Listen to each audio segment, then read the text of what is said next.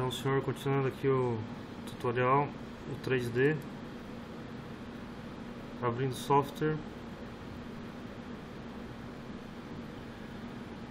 O meu já está configurado para o 3D, senão tem que vir aqui em, mais uma vez, né? Sistema, 3D e habilitar a opção 3D. Dá um aplicar, dá um OK, fechar e abrir o programa de novo. Feito isso, nós vamos importar o arquivo 3D. Aqui em arquivo, opção importar, e vai buscar a arte em formato 3D, no caso o POM.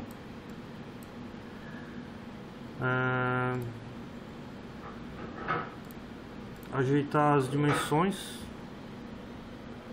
aqui em dimensão, no teu caso dimension aí, que vai estar em inglês ainda.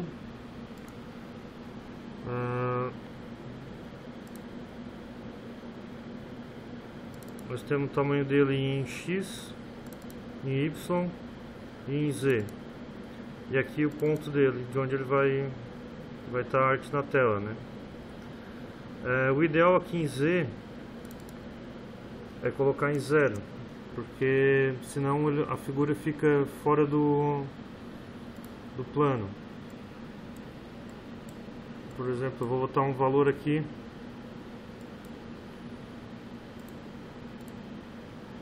abaixo, -2.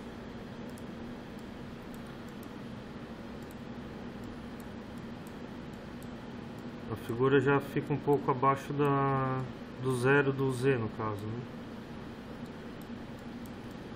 Então o ideal é que coloque em 0 esse valor ali.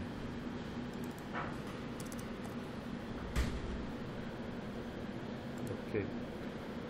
Aqui a dimensão em Z também pode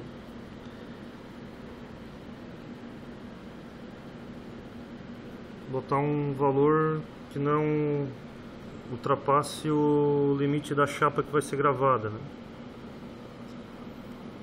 Por exemplo, aqui eu vou botar 2 milímetros a altura da imagem. Então ela vai diminuir um pouco a altura dela, né?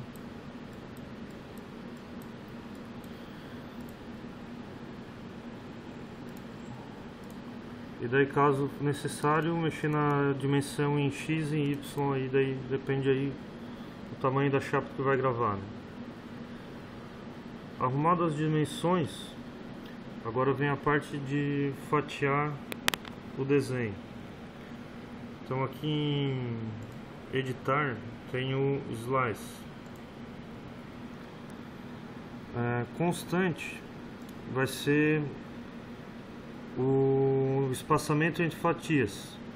Por exemplo, se a altura que tu colocou ali é 2 e tu botar uma constante de 0.1, ele vai dar um fatiamento aí de aproximadamente 20 vezes, né?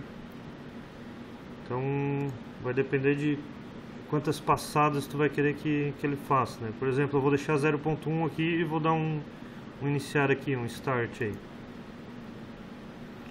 Ele já adiciona aqui esse trabalho. Eu posso dar um sair aqui. Então tu vai ver que nesse trabalho ali que eu fiz o fatiamento ali, tá aqui no canto. Ele deu um fatiamento total de 20. Ele está no atual 1 e vai tirar 0.1 por vez.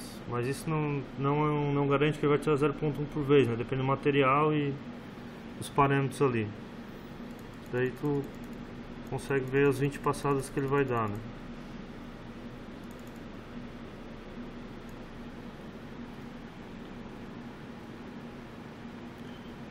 Depois tu pode aplicar o preenchimento.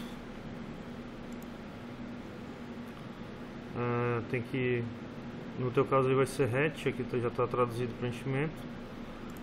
Habilita e faz a configuração dele, né? Distância entre linhas,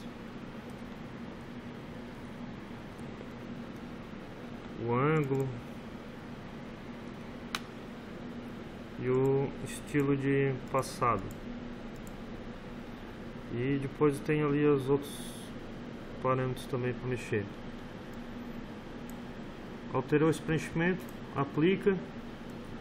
Se quiser passar mais um preenchimento, não garanto que vai funcionar, mas tem opção 0.5, um outro grau, um outro tipo de preenchimento aí. Aplicar, ok. Então, nós já recapitulando aqui, passamos o software para o 3D aqui, dá um aplicar, dá um ok e abre o software de novo, caso ele já não esteja nessa opção. Importa a arte aqui em importar, vai buscar onde a arte estiver. Seleciona a arte e arruma as dimensões. Botar o Z sempre em 0. E depois ir no processo de fatiamento. Aqui em editar slice. E daí, como eu falei, essa constante aqui vai ser o valor que ele vai fatiar. E o distância de fechamento seria mais ou menos como quando a gente utiliza um vetor no EZCAD que tem que botar aquela distância de fechamento para ele fechar todas as linhas. Funciona mais ou menos igual aquilo, distância de fechamento. O Paulo disse que é bom deixar essa distância aqui mesmo, não alterar esse valor, 0.001. Vai dar um iniciar, ele vai aparecer aqui o processo de fatiamento, pode dar um sair aqui. Feito isso, aplica o preenchimento que achar mais adequado o tipo de material tal.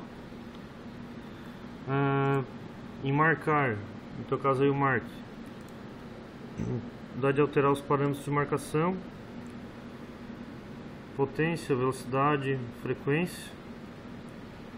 Aqui vai ter também os TCs e o resto aqui eu não sei para que serve.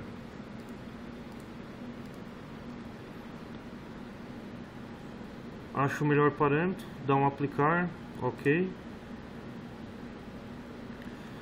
Feito isso, a gente tem que fazer o pré-processamento de marcação. Então vai ter aqui uma janela com a opção Mark Pre-Processing, no teu caso aí. Aqui já está traduzido pré-processamento de marcação. Vai abrir essa janela aqui. Nesse software não está habilitado, não está aparecendo nada aqui quando eu adiciono. Eu acho que porque falta a placa de I/O, mas aqui no manual mostra bem aqui, ó. Tu vai adicionar essa setinha azul aqui, só clicar nela, vai aparecer aqui na tela e vai aparecer aqui essas distâncias aqui de eixo. Aqui, como é o pré-processamento, tu vai dizer de onde que o cabeçote vai partir, a distância em Z que o cabeçote vai partir. Então tu vai digitar o valor aqui, né, que ele saia na distância focal, e vai habilitar a opção relativa, para ele depois ir descendo relativamente dessa posição aí. Feito o Mark Pre-Processing, ok aqui e tal. Vai vir de novo aqui nessa opção aqui em cima e o pré-processamento de fatia, um Mark Post-Process aí, sei lá como é, alguma coisa assim. Vai abrir uma janela parecida com aquela e tu vai adicionar nesse Mark Post-Process quanto que o cabeçote vai descer a cada passada. Aqui no caso 0.1. Vai selecionar a opção relativo, vai dar um ok aqui.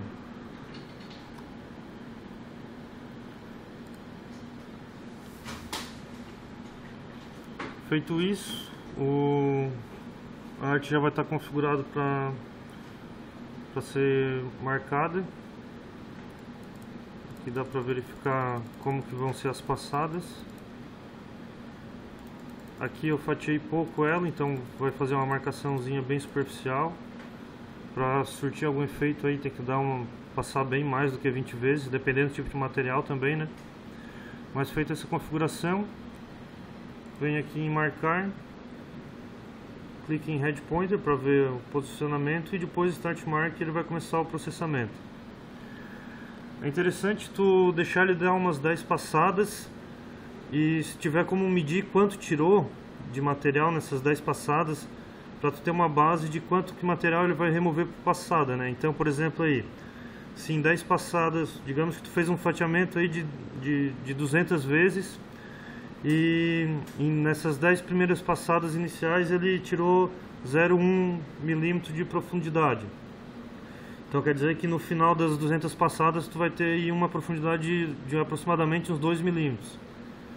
Então é bom só fazer essa medição, se tiver como, para ter uma ideia de mais ou menos quanto que vai ter de profundidade no final do processo. Daqui é só dar o Start Mark e daí esperar a gravação acontecer.